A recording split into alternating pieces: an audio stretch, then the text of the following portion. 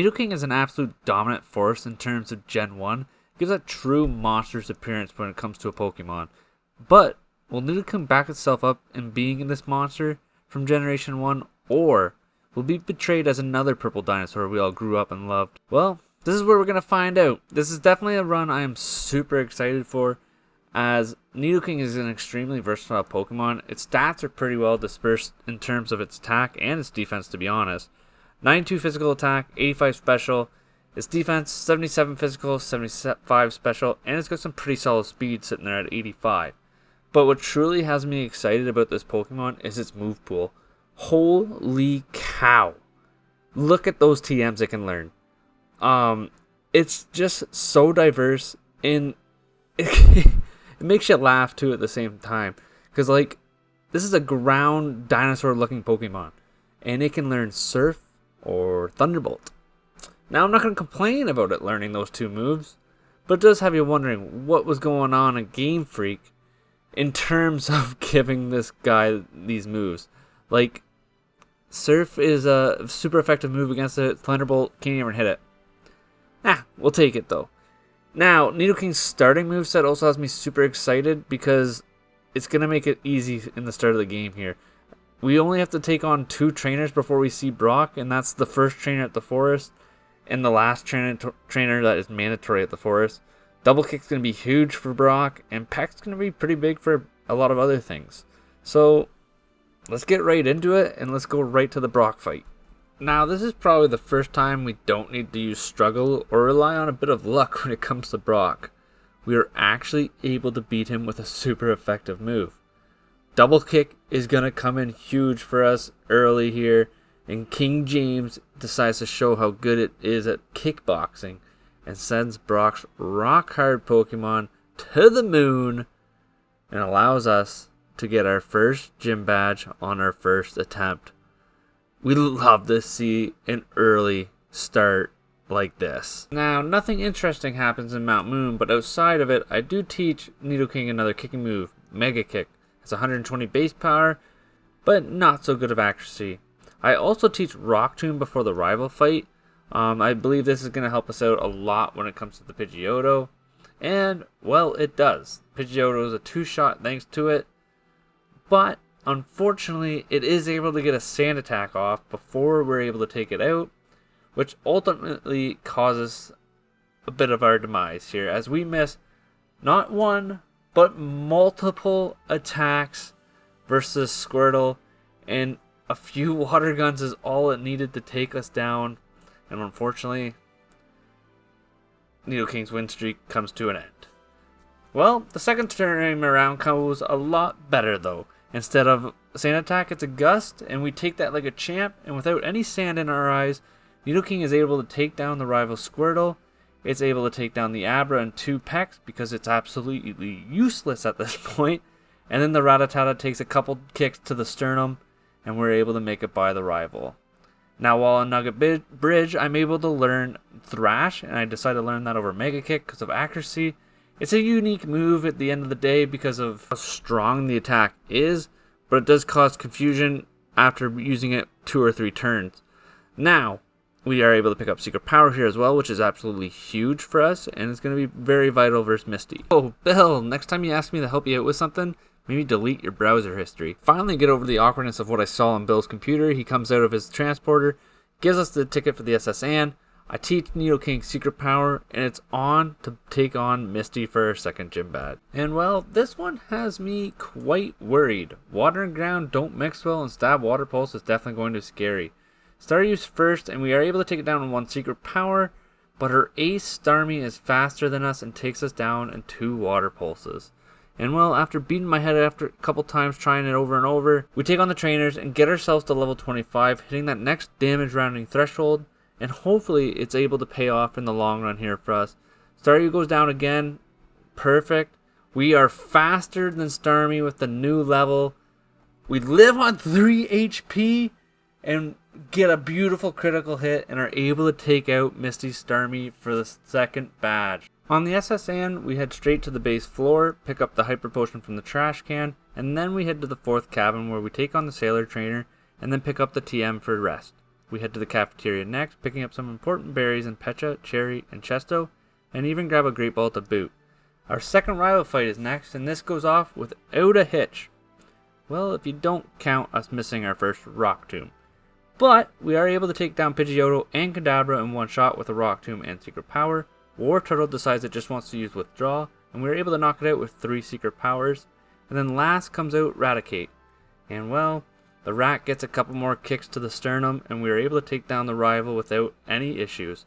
We grab the HM for cut, and are able to then go take on, I guess, the so-called gym leader, Surge, who's going to be extra easy today for us, as we are a ground-type Pokemon. We take down Voltorb with a couple Secret Powers. After it heals, Pikachu is a one-shot due to its weak stats, and then Raichu comes out, and well, as long as the 2 Thrashes connect, we're able to take it down, and we get our 3rd gym badge. Here we are. Nidoking truly is looking more like the monsters Pokemon I thought it was going to be, and not like Barney. Thank goodness. Nothing too interesting happens in Rock Tunnels, so let's move on right to Celadon City. And this is where we're going to go pick up the tea, for we are able to make it to Saffron City. Once we have that, I head straight to the game corner to take on Team Rocket. And while in the Rocket hideout, we're going to grab the normal items that we typically grab, the rare candy being the main one that we need to grab, and then we take on the Grunt with the key, for we can make our first matchup with Giovanni. And well, Giovanni sends out his own rock hard snake, Onix, and well, we do to it like we did to Brock's and kick it straight to the moon. Giovanni then sends Rhyhorn out next, and I guess, well, Onix just needed a friend up there, as we send Rhyhorn to the same place, giving it a beatdown. Mama Kanga is last, and I decide to use Thrash, and it looks like it was going to be a 3-shot, but we only get a 2-turn Thrash, and we get confused, which is going to cause a little bit of issue as we hit ourselves, but thank goodness Poison Point activates, and we are able to take down Kangaskhan, and then grab the Silph Co for later on. It's right to Erika next, and we take down the 2 trainers on the left side, before we attempt our first try with her. With Erika, I typically like to try my first attempt without a Cherry Berry. Victreebel is known for a Stun Spore on its first turn, but sometimes it misses. Unfortunately, that's not going to be one of those times. After a Secret Power, Victreebel lands a Stun Spore paralyzing us. A second Secret Power low rolls and allows the Victreebel to take some damage on us. After it heals with the Hyper Potion, we land another Secret Power but get paralyzed on the second turn, causing us to take more damage, but thankfully we get a critical hit after that. And then the Tangeli comes out next. It sets up Ingrain, gets a Giga Drain off on us, but we are able to take it out finally with about 47 HP. Is that enough for the ace? Unfortunately, it would be if we weren't paralyzed, but in this case, it's not. So on our second attempt, I am going to give the Cherry Berry here. Hopefully it helps us get past our Victreebel without seeing a paralysis. And, well, it does. Stun Spore is land, but due to the Cherry Berry, we're able to get by it. I use Thrash this time instead of Secret Power, taking it out in 2 turns. And we actually get a 3rd turn Thrash being able to hit this Tangeli. And a Secret Power is able to take it out. Vileplume comes out. We get the paralysis off a Secret Power, which means she's going to heal with a full heal. And then Hyper Potions after we take it to the red. Luckily, we get another Secret Power Paralyze. And we are able to take down the Vileplume after a couple more hits. Next, I go catch a Doduo for our Fly HM. And then we head back to Lavender City. Now, before I take on the rival, I do teach Nidoking Shockwave over Rock Tomb. This is going to be way more beneficial for us, as Rock Tomb wasn't super effective against War Turtle, and Shockwave is definitely going to help with that pesky Water Turtle. And now, it's on to our 3rd rival fight. And this starts off just how I was hoping. The Pidgeotto is still no match for us, as we take small damage from a quick attack, but then fry it with a Shockwave. Starting to smell a little like KFC in here. The batch of eggs, though, do give us a bit of issues, as it puts us to sleep and gets major damage on us before we're able to finally take it out. Kadabra is 3rd, and we toss it to the side in 1 shot. And then the pesky War Turtle comes out next, and we don't 1-shot it. It looks like 1 HP, and then it gets a critical hit versus us. And well, I was maybe a little bit too confident after frying the bird. Second attempt, though, goes a lot smoother for us. Pidgeotto gets fried 1 more time. But then, my Sunday breakfast of eggs decides not to put Nidoking to sleep, and 2 shots is all we need for it. Kadabra is 3rd and once again gets smacked around with a Secret Power, and this time War Turtle is not so lucky and doesn't live on 1 HP in a dream as Shockwave takes it out. Growlithe is last, and 2 Secret Powers is all she wrote for this poor pup, as we are able to defeat our rival once more. A realization comes over me after this fight. Turd's Raticate is gone. Why was he here at the cemetery anyway? Did my Nidoking go too far? Did that last kick do in the poor rat? I will truly never know, but all I can do is feel for Turd and pay my respects to his poor rat. Anyways, we save Mr. Fuji once we dissolve our moral dilemma, and he rewards us with the Pokeflute. We then go pick up the TM for return, as I should have probably picked this up a long time ago to replace Secret Power, and then it's off to Fuchsia City. And once there, I head straight to the Safari Zone, where we can go pick up some crucial items. Once in the Safari Zone, we go and pick up the Golden Teeth for the Warden, I pick up Double Team, and then we get the HM for Surf, along with grabbing plenty of other items while here. And then it's on to challenge Koga for our first attempt at our 5th gym badge. But first, I need to teach Return to Nidoking. This is going to be a base 102 attack at this point, since we should have max friendship, I think, giving us a nice boost from Secret Power. Time for Koga. He sends out Coughing first, and it's going to be a 2-shot with Return, and we only take 4 damage from the Ball of Gas. Mach is second, and after 1 return, it looks like it's going to be a 3-shot, until it uses Acid Armor. And I decided to use Shockwave for the most part until I stupidly decided to use Return at about quarter health, putting it into the heal range. Now after a few Shockwaves and minimal damage from Sludge attacks from the Muck, I put it into the healing range again. Oh, for well, time to Shockwave this pile of Sludge some more. Finally, after quite a bit more Shockwaves and taking more Sludge damage, we drop the Muck, and Koga sends out its second Coughing. Once again, this is a 2-shot for our Nidoking, which is perfect. Last is his 8th Weathing. I try to return, and this looks like it could be a while until we get this clutch critical hit of a Shockwave, and then 1 more is all we need to get our 5th badge. We're also able to learn Mega Horn at this point now too after this fight, which is beautiful since we have a major challenge coming up in Sabrina. With our 5th badge in hand, it's time for Silph Co, and to put the Team Rocket storyline finally to rest. I make my way through the building, fighting mainly just the mandatory trainers, as Nidoking is already at a nice level, and I think it's going to do quite a bit of work for us. We pick up the card key, and grab a few other meaningful items while on our way, and then it's time to take down our rival once more. Now, you might think I'm going to take it easy after that sappiness with his rat. Well, I'm not. We take down Turd's Pidgeot in 2 shots using Shockwave and taking minor damage in return from Wing Attack. He sends out Execute next, and we flip those eggs away by using a Mega Horn. I then go for a Return versus Alakazam, going for the 100% accurate move, which in turn makes a big mistake as he gets a Future Sight off. Shockwave is 3 shots versus the Blastoise, and a combination of Water Gun and Future Sight takes us down in 2. Okay, maybe we should have gave some sympathy a little bit here, but in our second attempt we take down the Pidgeot in 2 Shockwaves.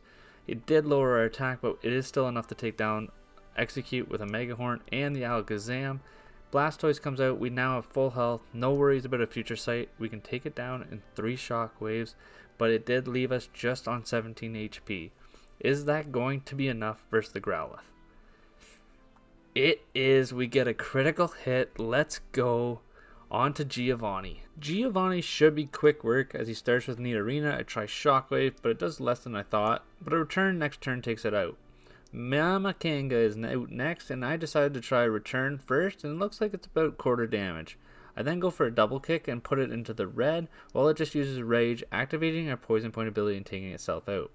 Rhyhorn follows, and well, back to the moon with you as 2 double kicks take it out, and it just used Scary Face.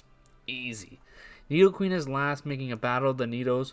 Return looks like it's going to be about a 4-shot maybe, but Nidoqueen just uses Tail Whip and Poison Sting, giving us a huge window and a huge opportunity to take out Giovanni and crush his plans.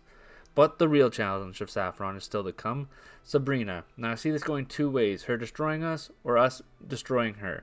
And we destroy her as Nidoking outspeeds all of her Pokemon and doesn't miss a single Mega Horn, taking out Kadabra, Mr. Mime, and Alakazam. Now I elect to go for Return versus the Venomoth because it is part bug. It is a 2-shot, but unfortunately puts it into the healing range, prolonging the fight a little bit. But we are eventually able to take down the Venomoth and get our 6th badge.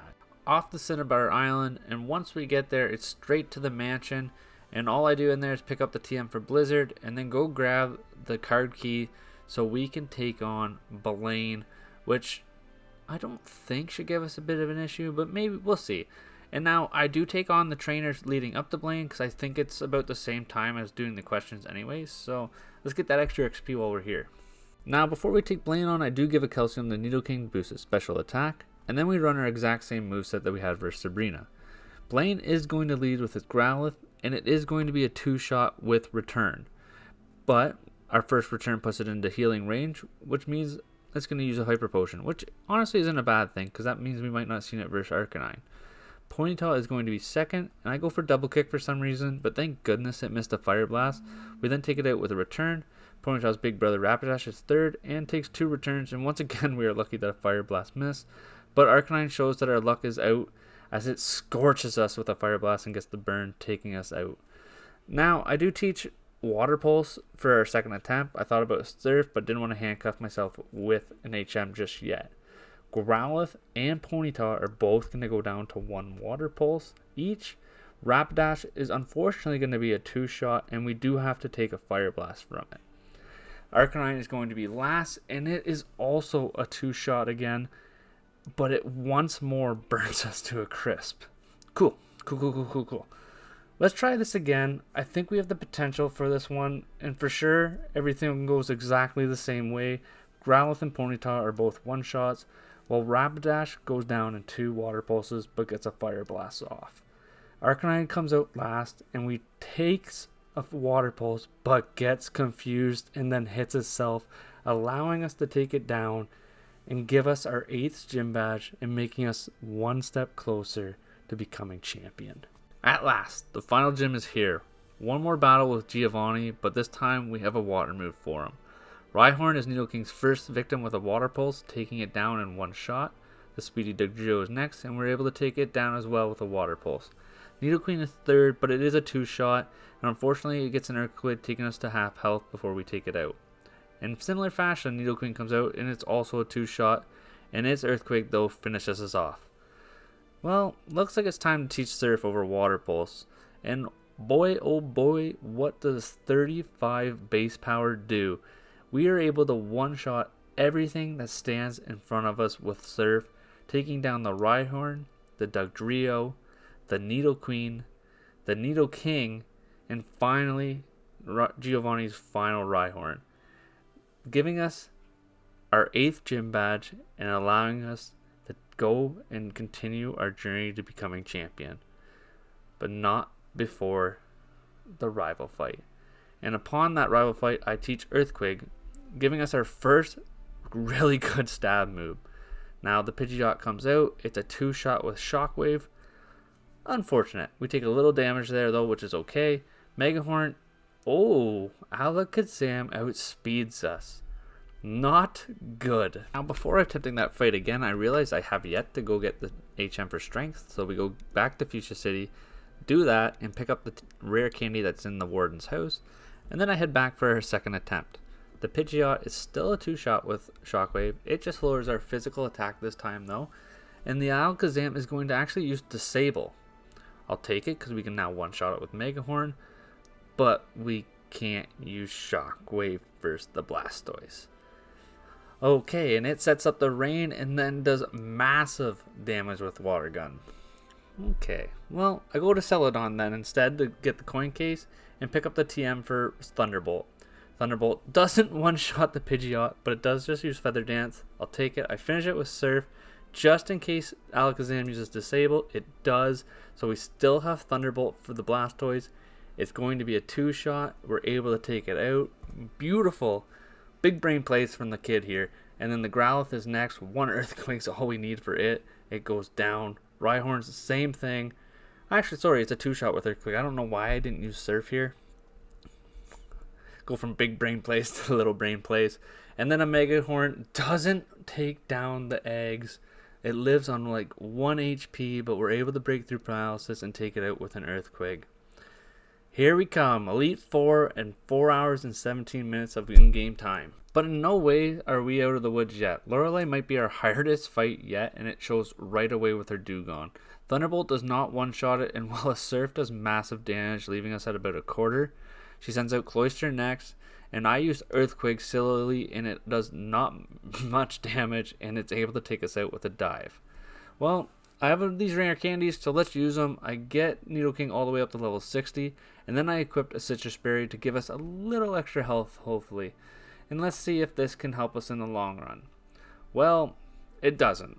Thunderbolt is still doing about the same damage, maybe a little bit more, and Surf still takes us to about 70, and then we go to 100 with the Citrus Berry. We are able to get by the Cloyster at least, so we're getting a bit further, but Slowbro tanks a Mega Horn and sends a Surf, taking us out. I do get to Lapras at one point at level 60, but as you can see, it annihilates us. So I go out and train to a point where we can get to level 63 and try this again. Okay, Dewgong is still a 2-shot, but it just sets up Hail this time. I will take that. Cloyster comes out, and I smartly use Thunderbolt, as its special is Brutal. Slowbro is third. Thunderbolt is tanked, it's paralyzed, but a Surf takes us to 25, and with Hail damage, we're at 14 HP. Jinx goes down to an Earthquake. Thank goodness Hail is stopped, though, so we don't have to worry about it, but Lapras is able to finish us, as it is beefy enough to take a Thunderbolt. Now, I go out and delete Surf before taking on this challenge again and teach the TM Rest. Hopefully this is enough to give us enough HP for the Lapras. As you can see, we actually one-shot the Dewgong here, which is beautiful. I love it. Cloyster goes down again, getting lit up by a lightning bolt, and then Slowbro tanks another one, but just uses Amnesia. Okay, well, even with the full restore, it's going to be a 2-shot. That's perfect. We have full health for the Jinx and Lapras. Earthquake's going to take Jinx out. We didn't even need rest. As it 2-shot the Lapras with Thunderbolt, we had enough going there for HP in terms of the Ice Beam. I'll take it. Bruno is next, the Lieutenant Surge of the Elite Four, and our Nidoking is able to take down his 2 Onixes quite easy with an Earthquake. Hitmonlee has a similar fate. Earthquake is a 1-shot with it. Perfect. Machamp, I decided to use Thunderbolt, and it looks like it's going to be about a 3-shot. It bulks up, and I, for some reason, decided to switch the Earthquake. I think I was trying to get it to the point where it wouldn't heal, but unfortunately, due to 2 bulk ups, it sets up perfectly for it to heal. And then as we get it again, we put it back in the heal range, and now it's got +2 attack, and is doing quite a bit of damage, but we are thankfully able to take it out with a couple of more Thunderbolts. Hitmonchan gets a similar fate. It does hang on, but an Earthquake takes it out. Agatha leaves with Gengar, and this thing loves to set up double team, but this time it uses Confuse Ray. We're able to break Confusion though and take it out in 2 shots, but due to Confusion we hit ourselves with the Haunter, and that allows it to put us to sleep. Thank gosh we have that Chesto Berry though, but we hit ourselves again, and then it puts us to sleep and uses Curse. And this is where it all goes downhill. Even though we get a first turn wake up, Curse does too much damage combined with her attacking Pokemon, and we unfortunately lose. In our second attempt, the Gengar does not start with Confusion and actually goes for Double Team and Shadow Punches. We eventually take it out with 2 Thunderbolts, putting us in a great spot for the Haunter. It is also a 2-shot though, unfortunately, but it just mean looks, giving us the free KO. Agatha then sends out her ace Gengar and tries for the Hypnosis strats but misses. I then use Mega Horn to make sure we do not put it in the healing range, as it misses another Hypnosis. But then it lives on 1 HP after a Thunderbolt and finally lands a Hypnosis. Thank goodness we have that Chesto. But after it heals with the full restore, we get a critical hit Thunderbolt, taking it out, and then we take out the Golbat and the Charbak down in 1 shot with a Thunderbolt and an Earthquake. This leaves 1 challenge left before the champion, Lance, and we use our original moveset for our first attempt. We're able to take down the Gyarados in 1 shot with a Thunderbolt, but Aerodactyl is going to be a 2-shot. It is also faster than this, so unfortunately it is able to get us below half of our HP, which is going to make for a difficult time when it comes to the Dragonite. The Dragonite is next, and it absolutely destroys us with a Hyper Beam. Okay, time to regroup.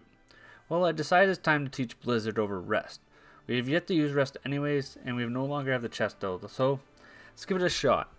This one starts pretty similar. We take down the Gyarados in 1 shot to Thunderbolt, and then when the Aerodactyl comes out, I decide to use Blizzard instead of Thunderbolt, and we 1-shot it. Alright, a lot more HP for the Dragonite. Well, we miss a Blizzard there, but it just goes for Safeguard, and then we take it out with a Blizzard the next turn. We have 2 PP left for 2 Dragons. We're able to take the first Dragonair out with 1 shot, but then I stupidly use Thunderbolt and ruin the rhythm, and we miss a Blizzard, causing the Dragonair to be able to take us out. Okay, let's try this one more time. But this time, versus the Aerodactyl, I'm going to elect to still use Thunderbolt. Yes, we are going to take a lot more damage, but this gives us an opportunity to miss a few blizzards and still have a little bit left over if that does happen. And when we get by the Aerodactyl, we have 80 HP left for when the Dragonite comes out. But it doesn't matter anyways, because we're faster, and we connect on all 3 blizzards, taking down the Dragonite, Dragonair 1, and Dragonair 2, leaving Lance in a layer of snow and leaving us with one more challenge. The moveset we have currently gives us tremendous coverage versus the champion, but will it be enough to take him down? Pidgeot somehow withstands his Thunderbolt. I think he took it personally when I said he smelled like KFC, and then it gets a sand attack off. I try using Blizzard on its healing turn, but of course we miss. Damn sand. But an Alias activates our poison point, and to follow on our next turn, we finally connect with a Thunderbolt and take it out due to the poison. Alakazam is next, and a Mega Horn falls short due to the Feather Dance, and a Psychic absolutely obliterates us. Attempt 2, we get to the champion all the way down to 2 Pokemon, but the Execute outspeeds us and puts us to sleep. And unfortunately, we do not wake up in time, and the palm trees take us out with a few Giga Drains. Okay, third time's the charm, typical Moisey stuff. Blizzard takes out Pidgeot in one shot. Alakazam then gets rocked by a Mega Horn. Okay, we're in a good situation here. But then Blastoise realizes it has a crazy strong move, Hydro Pump, and takes us out. Like, seriously? Well, we aren't quitters. Here we made it this far and have the moveset. Let's try again. Pidgeot gets a Thunderbolt and cooks it up. Alakazam takes a Mega Horn and gets squished. Now with Blastoise, we get a stroke of luck and hit a critical hit Thunderbolt, and I don't mind that one bit. Right on his neck, and takes an Earthquake into the red. It just uses Scary Face, so there goes our speed, unfortunately. But we take 2 more shots and take it out. I did use Mega Horn first. That way it didn't get into a heal range when we did our second Earthquake. The eggs come out next and thankfully miss a Sleep Powder, and we're able to one-shot it with Mega Horn. Finally, it's just the Fire Dog.